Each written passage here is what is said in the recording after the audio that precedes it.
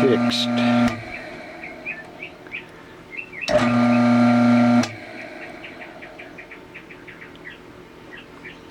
The motor was clicking really bad, and I took it apart a couple times and didn't find anything,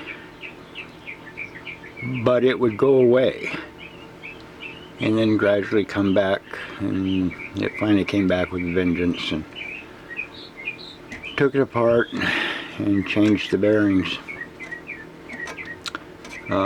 which is what it was. One of the bearings is chipped or something.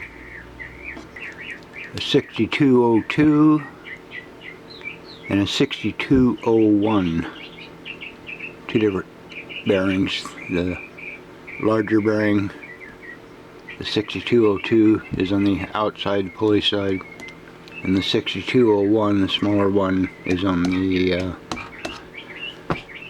fan side.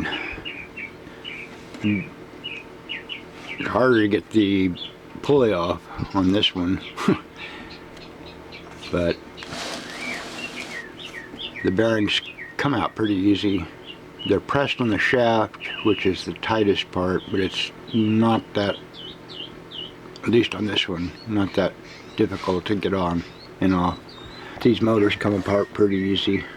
There's no brushes or anything inside. Once you get these 4 screws, it comes apart pretty easy.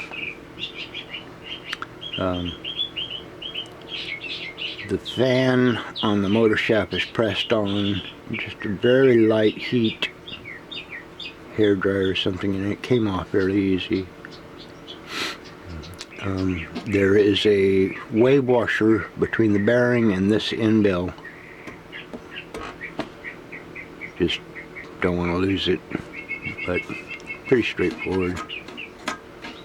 No more click.